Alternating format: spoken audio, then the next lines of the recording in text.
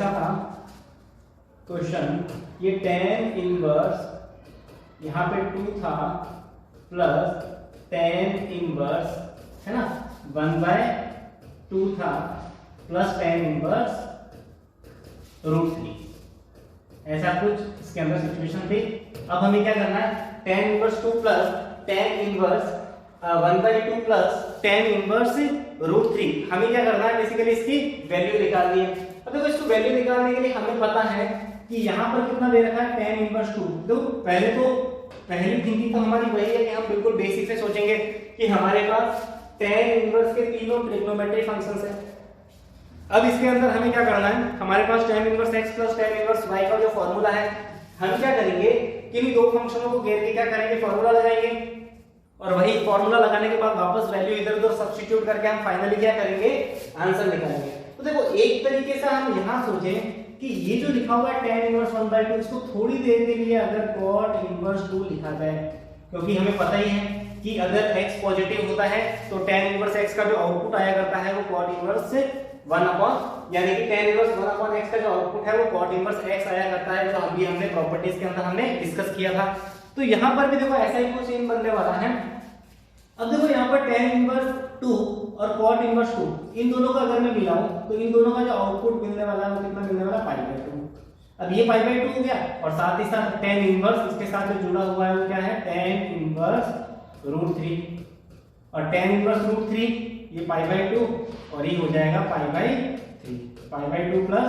π/3, LCM आ गया इसके अंदर 6, तो ये हो जाएगा 3π प्लस 2π यानी कि 5π/6।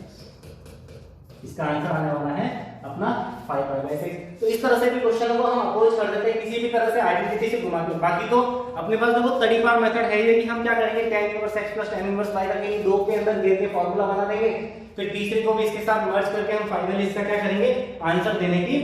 है ना, आंसर देने की कोशिश करेंगे। अब इसके अंदर और भी हम इसके अंदर कुछ क्वेश्चंस कंसीडर करते हैं, जैसे कि अगर मैं नॉर्मल इसके अंदर कंसीडर करूं क्वेश्चन, तो जैसे नॉर्मल यहाँ पर हम बात करते हैं, जैसे एक क्वेश्चन है साइन इनवर्स,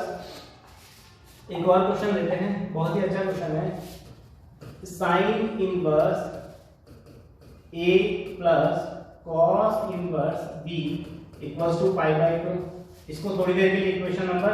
1 मान लेते हैं कि sine inverse a plus cos inverse b equals to कितना दे रखा है, π/2 दे रखा है। साथ ही साथ इसके अंदर sec inverse a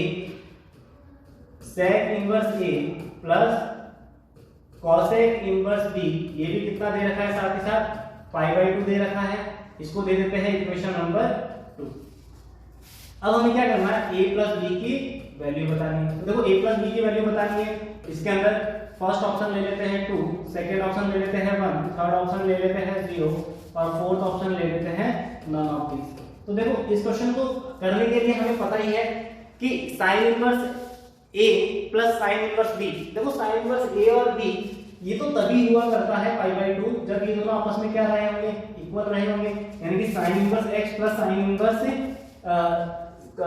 x plus cos inverse x equal to क्या रहा होता है, π/2। इसका मतलब दोनों ही इनपुट आपस में क्या रहा करते हैं, दोनों ही इक्वल रहा करते हैं। तो इसका मतलब क्या हो गया,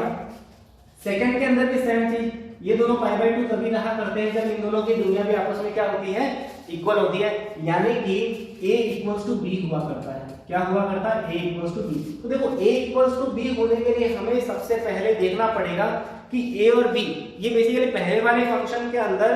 किस डोमेन में आ रहे हैं और सेकंड वाले के अंदर किस डोमेन में आ रहे हैं। तो अगर हम फर्स्ट वाले की बात करें तो जो a, b है वो -1 से 1 रहा करता है, क्योंकि यहाँ पर अगर मैं साइन इनवर्स और कॉस इनवर्स की बात करूं, दोनों के अंदर ये वैल्यू -1 से 1 रहा करती है। सेम थिंग अगर मैं सेक इनवर्स x और कोसेक इनवर्स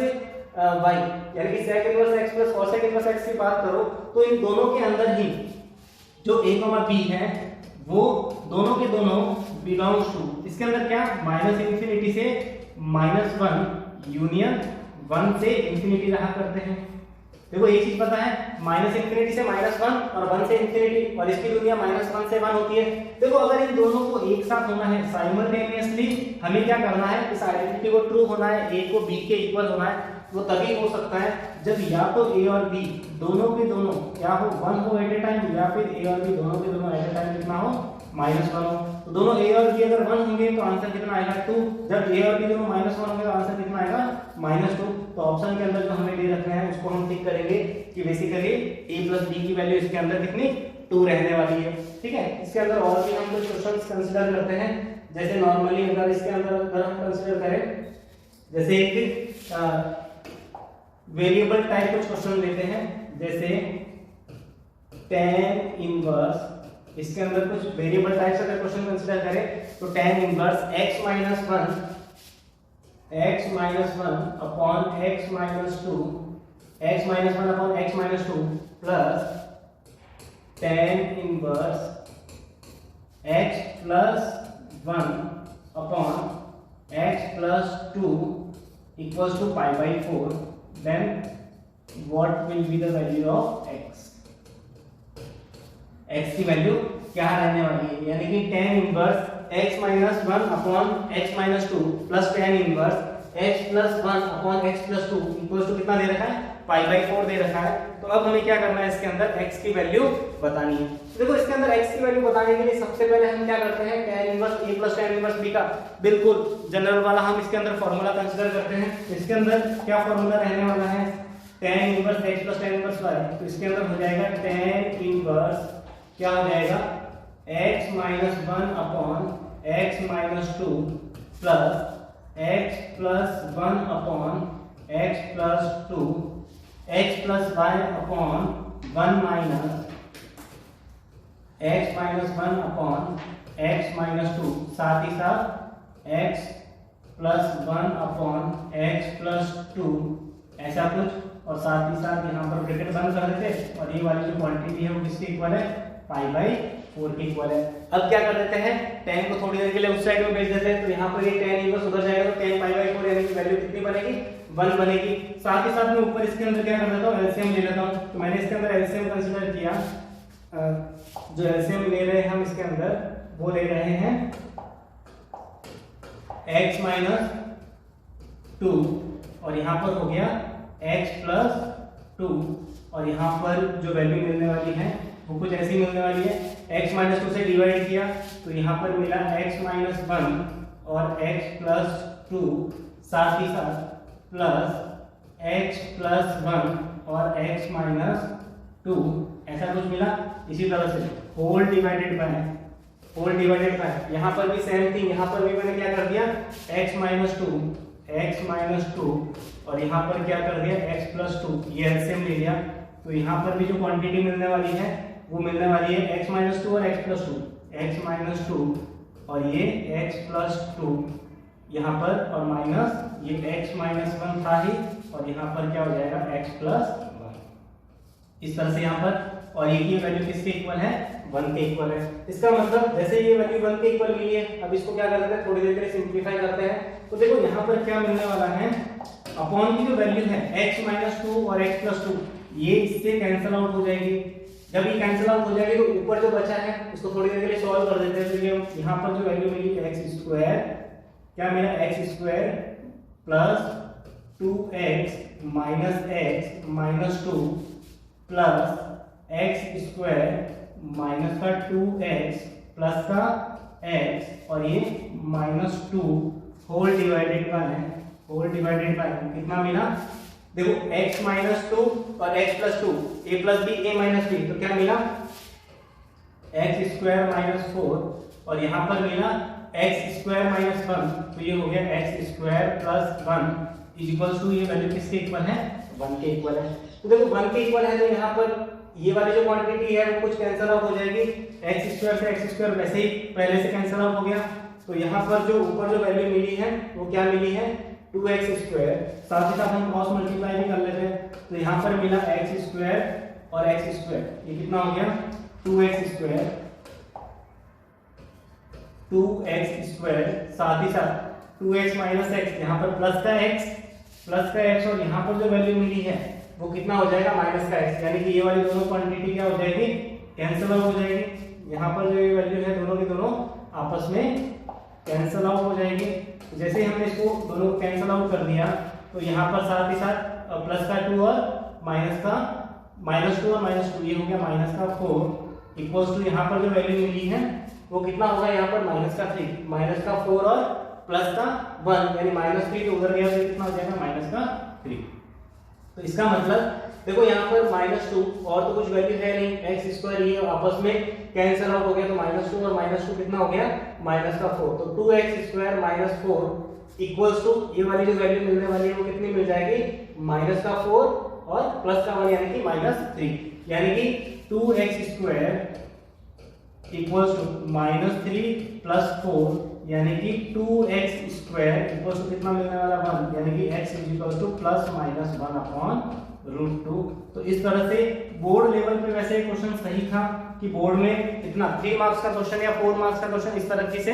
बना जाता है। तो वहां पर हमने क्या एक प्रॉपर्टी यूज की है कि tan inverse x plus tan inverse y का फॉर्मूला हम किस तरीके से ऐसे क्वेश्चनों को अप्रोच करने के लिए हम कर सकते हैं। तो यहाँ पर ये चीजें बहुत ही अपने आप में इजीली है, इसको जिसको हम आराम से सॉल्व कर सकते हैं। कुछ वेरिएबल बेस्ड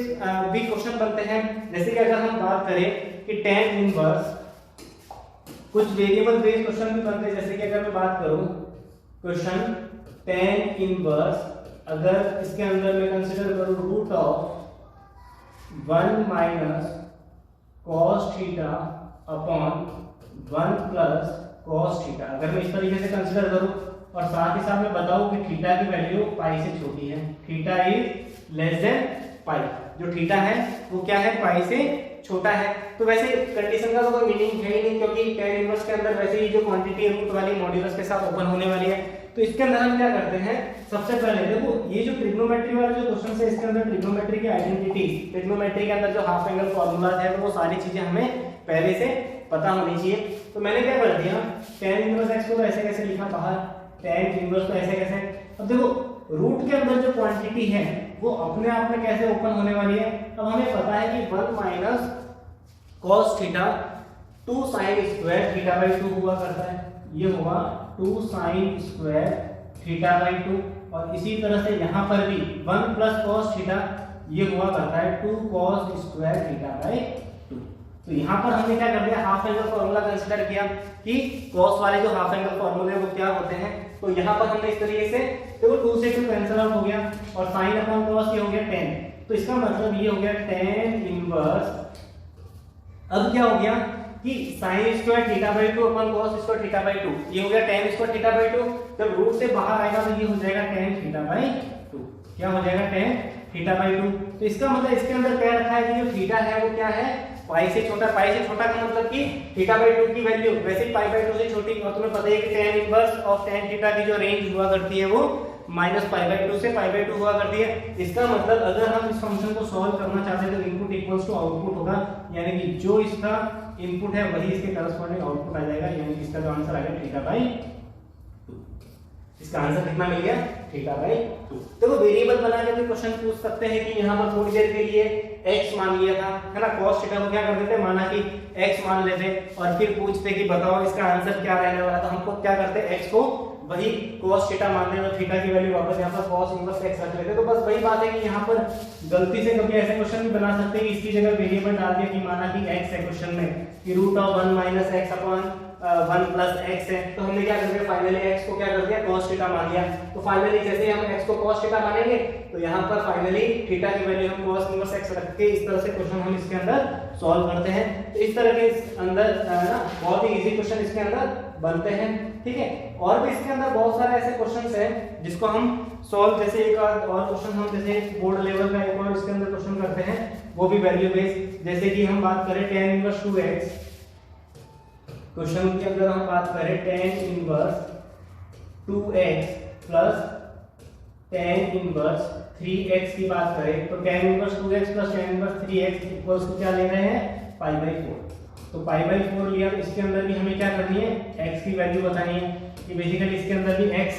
क्या रहने वाला है। तो इसके अंदर देखो x की वैल्यू निकालने के लिए हम क्या करेंगे, वही बात कि tan इनवर्स x का फॉर्मूला लगा दिया। तो tan इनवर्स क्या मिलने वाला है 2x plus 3x upon 1 minus 2x into 3x, तो ऐसा कुछ बनने वाला है, ठीक है। और साथ ही साथ यहाँ पर वैल्यू क्या है पाई बाई 4। अब आगे क्या वही काम 10π/4 ये इधर जंप कराया तो ये वैल्यू किसके इक्वल मिलने वाली है 1 के इक्वल, यानी कि यहाँ पर ऊपर मिला है 5x/1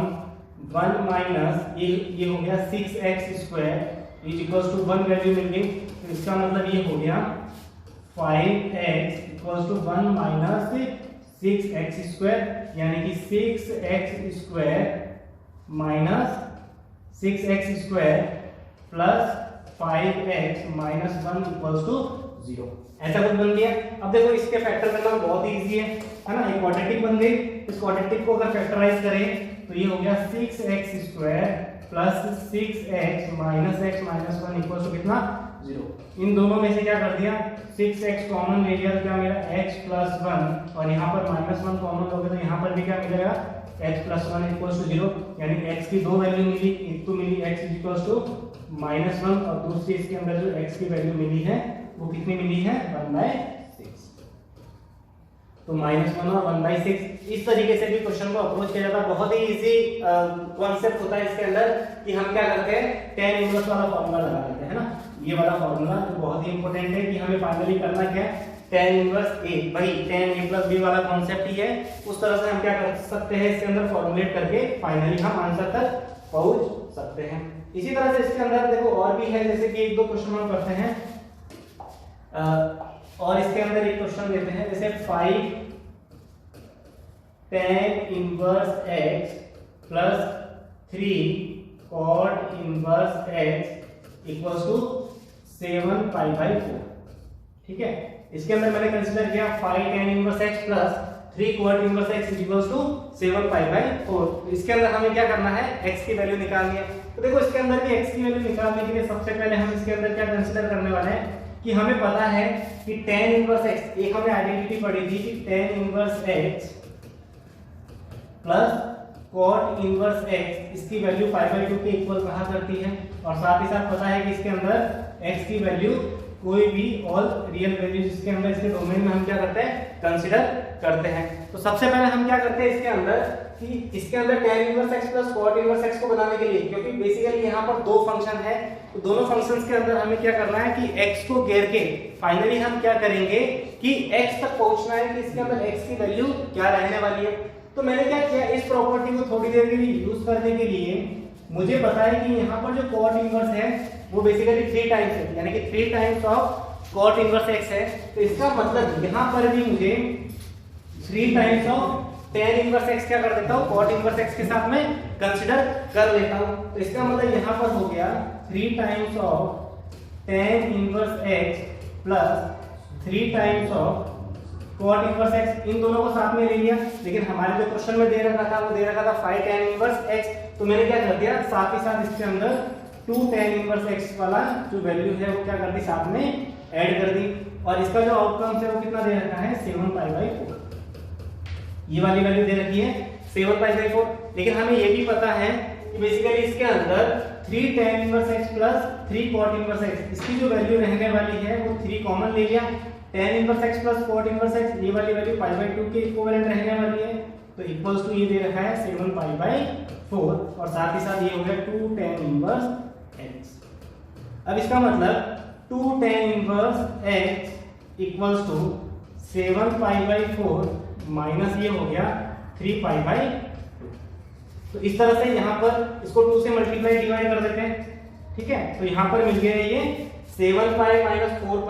और 4 एलसीएम आ गया, तो इसका मतलब यहाँ पर 4 साथ में एलसीएम ले लेते हैं, और ऊपर जो वैल्यू मिली है 7π माइनस 6π यानी कि π/4, यानी कि 2 tan इनवर्स x है ना, 2 tan inverse x equals to कितना मिला है π/4 मिला है। और फाइनली हमें क्या करना है x की वैल्यू निकालनी है। तो देखो x तक हमें अप्रोच करने के लिए सबसे पहले हम क्या कर देते हैं tan इनवर्स x को इसके अंदर घेर लिया हमने, तो tan inverse x equals to ये वाली जो वैल्यू मिल गई वो मिल गई π/8। तो इसका मतलब x equals to tan π/8, tan π/8 की वैल्यू हमें पता है कि tan π/8 का मतलब अप्रोक्सीमेट 22.5 डिग्री 22.5, इसकी जो वैल्यू रहा करती है वो होती है √2 - 1। तो √2 - 1 यानी कि x इक्वल्स टू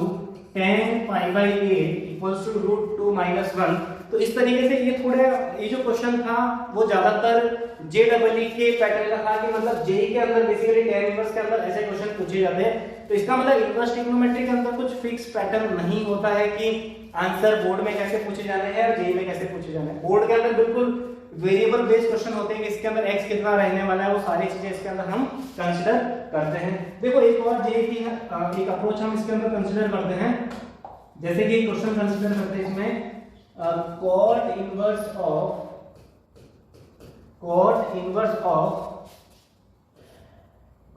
ऑफ इसके अंदर ले लेते हैं n upon pi, cot inverse of n upon पाई, और ये वाली जो वैल्यू है वो बड़ी है पाई बाई 6 से। cot inverse n upon pi is greater than pi by 6, जहां n कोई भी नेचुरल नंबर है, n कोई भी नेचुरल नंबर हो सकता है। तो तुम्हें बताना है कि मैक्सिमम वैल्यू ऑफ n की मैक्सिमम वैल्यू क्या रहने वाली है। तो बहुत ही देखो एक अच्छा क्वेश्चन है, इसको बहुत अच्छे से हम अप्रोच करेंगे कि बेसिकली ऐसा क्वेश्चन किस तरीके से सॉल्व किया जाता है। इसके अंदर एक दो बातें और भी सीखेंगे जो हमने जब ग्राफ पढ़े थे इनवर्स फंक्शंस के अंदर, उसके अंदर हमने क्या क्या कंसीडर किया था, वो सारी चीजें इसके अंदर हम डिस्कस करने वाले हैं। तो सबसे पहले देखो इसके अंदर क्या रहने वाला है कि सबसे पहले हम cot को उधर भेज देते हैं। तो यहाँ पर जो वैल्यू मिली है n अपॉन पाई, और जैसे ही cot उधर चला गया तो cot पाई बाई 6, ये वाली वैल्यू मिली cot पाई बाई 6। अब देखो n upon pi cot pi by 6 और बीच में क्या है ग्रेटर देन साइन, लेकिन हमेशा पता है कि cot इनवर्स जो x होता है वो ऑलवेज डिक्रीजिंग फंक्शन रहा करता है। हमने जब cot का ग्राफ देखा था तो cot inverse x decreasing function है। अगर डिक्रीजिंग फंक्शन है तो इसका मतलब डिक्रीजिंग फंक्शन के लिए अगर cot को चेंज कर रहे हैं तो साइन ऑफ इनइक्वालिटी हमेशा चेंज होता है। तो ग्रेटर देन वाला साइन क्या हो गया, लेस देन वाला। बस क्वेश्चन यही मार खा जाता है, गलती होती है वो यही होती है कि हम जो डिक्रीजिंग फंक्शन के अंदर जब साइन इनइक्वालिटी सॉल्व करते हैं तो हम साइन ऑफ इनइक्वालिटी के ऊपर ध्यान नहीं देते कि ये फंक्शन डिक्रीजिंग है तो साइन ऑफ इनइक्वालिटी चेंज होगा या नहीं होगा, ये चीजें ध्यान रखने की है। तो इसका मतलब n अपॉन पाई की वैल्यू मिल गई cot पाई बाई 6, और ये cot पाई बाई 6 यानी कि 30 डिग्री की वैल्यू √3 रहा करती है, तो ये हो गया n, ये वाली जो वैल्यू रह गई n की वैल्यू वो किसके इक्विवेलेंट हो गई, n is less than pi √3 1.7 into 3.14। Finally इसको जब मल्टीप्लाई करोगे तो ये वाली जो वैल्यू है n वो 5 पॉइंट समथिंग, ये वाली जो वैल्यू है वो 5 पॉइंट समथिंग होती है। तो इसका मतलब 5 पॉइंट समथिंग 5.43 कंसीडर कर लेते हैं, यानी कि जो n है वो 5.3 से क्या है, छोटा है। सोचो n कोई भी नंबर है वो 5.3 से छोटा है तो n की मैक्सिमम वैल्यू कितनी एग्जिस्ट करती है, 5, यानी कि 5 वो सबसे मैक्सिमम वैल्यू है जो 5.3 से छोटी है। वैसे बहुत सारी वैल्यू हो सकती है लेकिन क्वेश्चन में इसने क्या रखा है कि n एक नेचुरल नंबर होना चाहिए, नेचुरल नंबर होगा तो इसका मतलब हम डेसिमल में कंसीडर नहीं करेंगे। तो बहुत ही एक अच्छे लेवल का क्वेश्चन था कि इस तरीके से हम क्या कर सकते हैं, इसका फाइनली आंसर दे सकते हैं। ठीक है, इसी तरह से एक और थोड़ा रेंज वाला एक क्वेश्चन करते हैं। जैसे इसके अंदर हम एक क्वेश्चन अप्रोच करते हैं, tan inverse range of this function f of x equals to sin inverse x plus cos inverse x plus tan inverse x। sin inverse x plus cos inverse x plus tan inverse x, इस function की हमें क्या करनी है, range निकालनी है। तो देखो रेंज निकालने से पहले देखो जब भी मैं बात करता हूँ रेंज और डोमेन की तो एक स्टेटमेंट मेरा साथ में जरूर होता है कि जितने भी फंक्शनों के रेंज और डोमेन निकालने तो सबसे पहले ये ध्यान रखो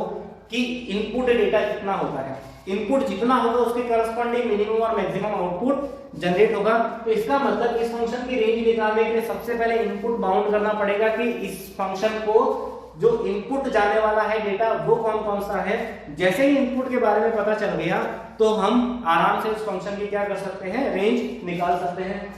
तो देखो सबसे पहले हम बात करते हैं कि साइन और कॉस इनवर्स की अगर बात करें तो इसकी दुनिया x बिलोंग्स टू -1 से 1 रहा करती है, यानी कि -1 से 1 इस फंक्शनों के लिए साइन इनवर्स x और कॉस इनवर्स x हमेशा -1 से 1 इनपुट लिया करता है। और tan इनवर्स x के लिए तो रियल नंबर है लेकिन इनपुट जब इसका इतना जा रहा है तो सभी फंक्शनों का सेम ही जाएगा। तो हमें पता है कि ये वाला जो फंक्शन तो है एक आइडेंटिटी बन गई कि sin inverse x plus cos inverse x तो हमेशा π/2 रहा करता है, तो अपने डोमेन में ये वाला वैल्यू जो है π/2 हो गई। साथ ही साथ tan इनवर्स x को जो इनपुट जाने वाला मसाला है वो -1 से 1 है, तो जब इसको -1 से 1 मिला तो tan इनवर्स x ने जो आउटपुट जनरेट किया, तो tan इनवर्स x जब इसको -1 मिला तो इसमें आउटपुट दिया -π/4, जब इसको 1 मिला तो इसमें आउटपुट दिया +π/4, यानी कि इसने इसका आउटपुट हमें पता चल गया कि एक आइडेंटिटी फंक्शन है जो हमेशा π/2 देने वाला है। और यहाँ पर भी हमने पता कर लिया कि -1 से 1 जब इसको इनपुट मिलने वाला है तो उसके जो करस्पॉन्डिंग आउटपुट आने वाला है वो -π/4 से कितना π/4 रहने वाला है। तो चलो इसके अंदर अब हम क्या कर देते हैं, थोड़ा सा ऐड सब्ट्रैक्ट वाला काम कर देते हैं। ये 90 - 45 तो कितना हो गया 45, और साथ ही साथ 90 और प्लस π/4 तो ये कितना हो जाएगा 3π/4, तो इसका मतलब 3π/4। ये फाइनली इस फंक्शन की क्या होगी range of this function belongs to this. तो इस तरह से कुछ जेई की जो अप्रोच होती है उसको इस तरह के क्वेश्चनों को हम इस तरीके से अप्रोच करते हैं, तो इसका मतलब इस तरह से हमने क्या कर दिया फाइनली इसका आंसर तक पहुंच पाए। अब देखो इसके अंदर और भी चीजें हैं, जैसे कि इसके अंदर और हम कंसीडर करने वाले हैं कि कुछ प्रॉपर्टीज हैं, ठीक है, जैसे कि इसके अंदर साइन इनवर्स की कुछ प्रॉपर्टीज कंसीडर करते हैं अपने लिए। Property number 7 P7, property number 7 की अगर हम बात करें तो प्रॉपर्टी नंबर 7 जो रहने वाली है P7 वो क्या है कि sine inverse x plus sine inverse y पर कुछ रहने वाली है, यानी कि sine inverse x plus sine inverse y ये क्या रहा करता है, तो इसकी जो वैल्यू होती है वो रहा करती है साइन इनवर्स। इसके अंदर भी कुछ ब्रांचेस होती है कि कहाँ पाई का गैप होता है, कहाँ डायरेक्टली वैल्यू आती है, तो इसका मतलब इसकी भी दो ब्रांचेस है। इसका directly output sine inverse x root of 1 minus y square, x root of 1 minus y square, साथ ही साथ यहाँ पर बीच में आता है plus y root of 1 minus x square. इस तरीके से इसके अंदर क्या कर दिया हमने फाइनली इस तरह से इसको लिख दिया कि इस तरीके से इसका आउटपुट आने वाला है, और साथ ही साथ इसके अंदर ऐसा कुछ हो गया। और इसके अंदर जो कुछ इनपुट वैल्यू होती है वो भी बाउंड होती है कि दोनों के दोनों क्या होती है पॉजिटिव होती है, यानी कि x और y x, y is always greater than equal to 0 होगा, यानी कि x और y की जो दोनों वैल्यू होती है वो always greater than equal to 0। साथ ही साथ इसके अंदर जो होता है x square plus y square is less than equal to 1। ये प्रॉपर्टी याद रखने के लिए हमें इसकी जो x की जो वैल्यू है, इसका जो इनपुट है और आउटपुट है उसके बारे में हमें ध्यान रखना बहुत ही जरूरी है कि वो कितना आने वाला है। साथ ही साथ देखो इसके अंदर क्या होने वाला है कि माइनस वाले अगर कंसीडर करें तो दूसरी वाली जो प्रॉपर्टी होती है वो पाई माइनस करके आती है साइन इनवर्स, वो सेम है इसके अंदर x root of 1 minus y square plus y root of 1 minus x square. यहाँ पर भी क्या है x y is greater than equal to 0। साथ ही साथ इसके अंदर क्या रहने वाला है x square plus y square ये लेस देन इक्वल टू 1 है, तो ये वाली वैल्यू क्या है ग्रेटर देन 1 रहने वाली है। तो इसका मतलब इसके अंदर हमने कुछ चीजें कंसीडर की हैं कि इसके अंदर क्या रहने वाला है। तो इसके अंदर हमने क्या किया पाई माइनस साइन इनवर्स ऐसा कुछ कहा है, और ये वैल्यू क्या है 1 से बड़ी है। देखो ज्यादातर जो काम आने वाली है प्रॉपर्टी को हम ज्यादातर देखो जो प्रॉपर्टी बता रहा हूँ जिसका ज्यादा यूज है वो चीज मैं साथ में भी डिस्कस कर रहा हूँ कि कौन सी चीजें ज्यादा काम आने वाली है और उसको कहाँ यूज करेगा। तो साइन इनवर्स एक्स, और सबसे पहली बात तो मैं यही सजेस्ट करूंगा कि sine inverse x plus sine inverse y है, इस तरीके के जब भी क्वेश्चन आए तो उसको ट्रायंगल बना के कॉस में कन्वर्ट करने की कोशिश करो, क्योंकि कॉस से जो क्वेश्चन हो जाता है वो बहुत ही tan में sign inverse x plus sine inverse y है उसको tan में कन्वर्ट करने की कोशिश करो, क्योंकि tan के अंदर जो आइडेंटिटी होती है वो इजी होती है और उसको लर्न भी कर सकते हैं। लर्न करने की जरूरत ही नहीं है, वो चीजें हमें पता ही है कि tan a plus b tan a plus tan b upon 1 minus tan a tan b जैसे कोई सिचुएशन बनती है। तो इसके अंदर कुछ माइनस वाली प्रॉपर्टी भी है कि यहाँ पर अगर मैं sign inverse x minus sign inverse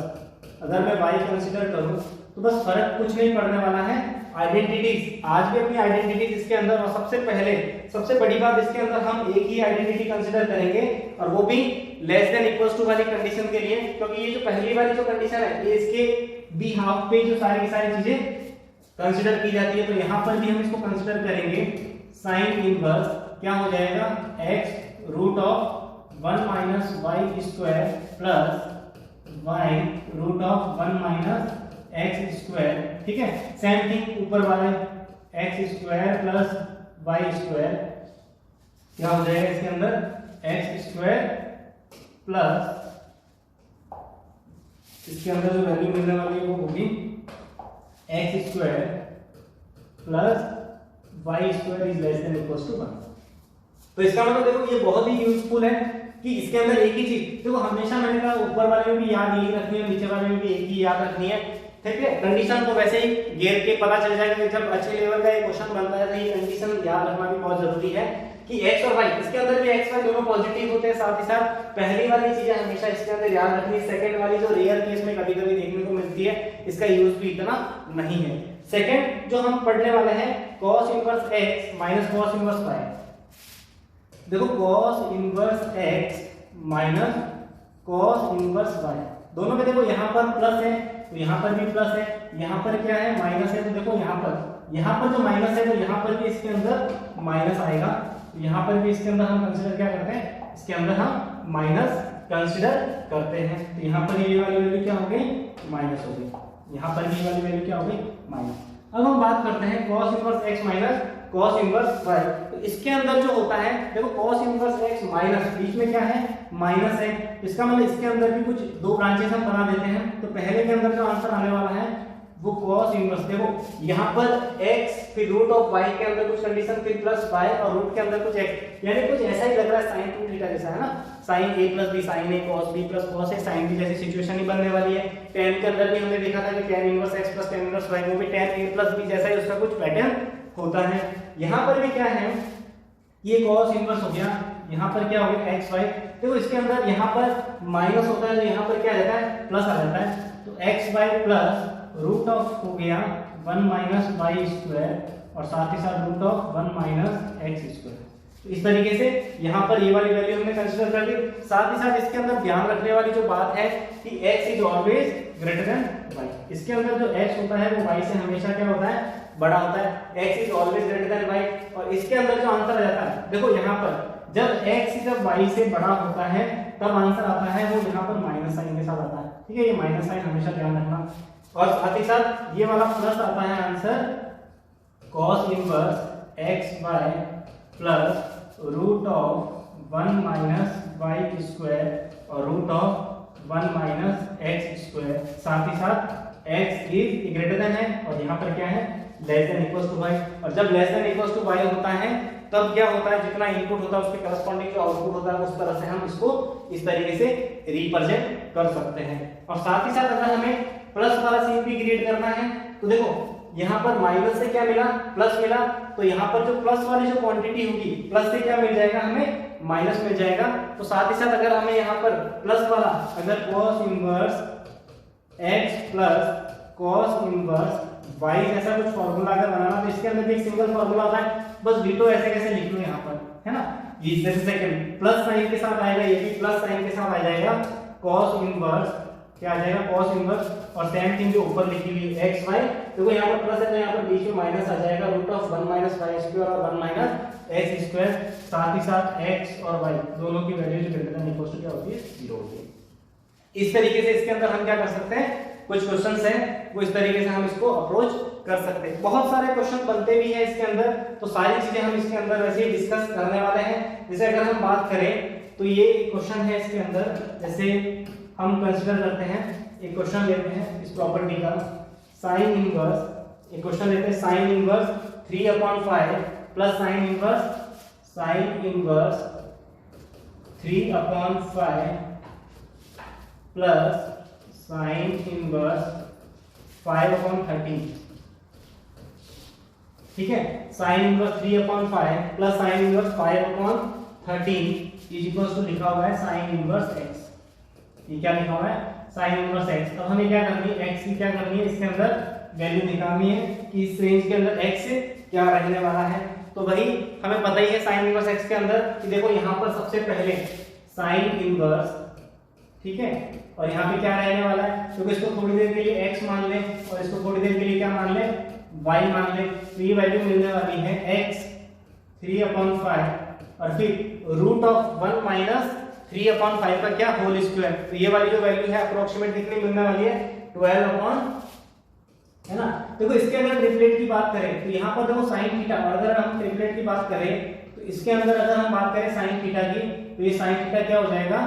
3/5 और बेस कितना मिल जाएगा 4 अगर ये वाला थीटा है। तो इसका मतलब cos थीटा की वैल्यू इसके अंदर, इसी तरह से हम यहाँ पर भी एक ट्रायंगल बना के यहाँ पर भी अगर हम साइन थीटा कंसीडर करें तो साइन थीटा क्या हो जाएगा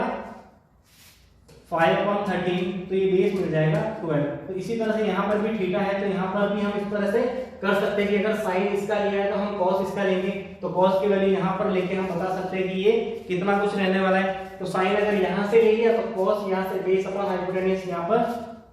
12/13 ऐसा कुछ मिल जाएगा। फिर बीच में यहाँ पर देखो साइन है तो यहाँ पर कितना बीच में प्लस आ जाएगा। इसी तरह से यहाँ से हमने cos चुरा लिया 4/5, है ना, यहाँ से ऊपर से अगर हमने cos चुरा लिया 4/5 तो यहाँ पर 5/13 नेक्स्ट वाली वैल्यू जो साइन है वो दे रखा है 5/13, ठीक है। तो ये साइन है,